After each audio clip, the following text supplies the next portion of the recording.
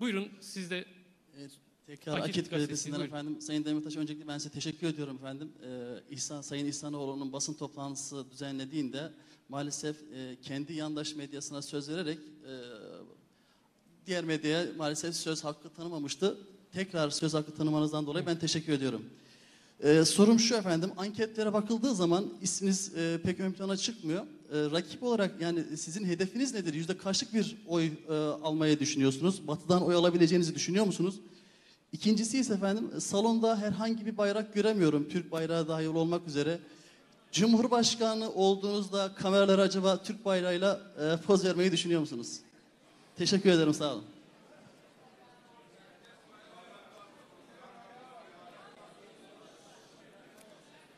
Peki arkadaşlar, ben programdan ve yaptığım sunumdan da anlamışsınızdır. Mütevazi bir adayım. Ben %50+1 alayım yeter diyorum. Hedefim o yani.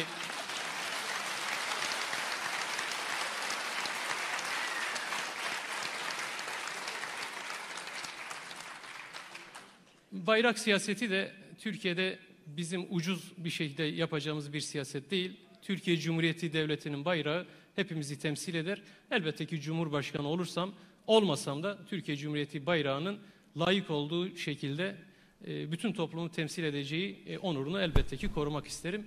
Bayrağa dair yanlış, eksik algıları da düzeltmek için uğraşırım. Sizler eminim ki biliyorsunuz, biz belki tanık olmadık ama bu bayrak birçok suçu ve günahı örtmek için de kullanıldı. Ve bayrağa en büyük hakareti onlar yaptı.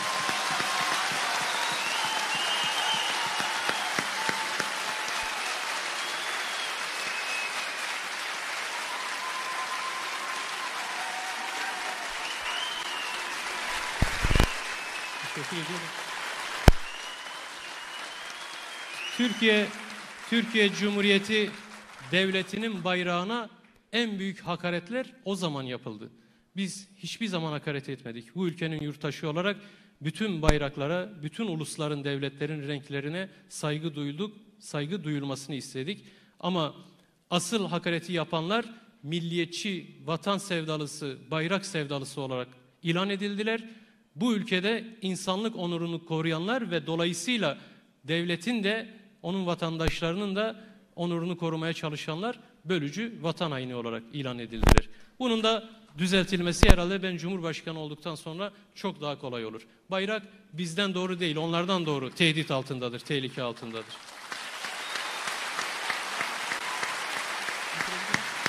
Peki.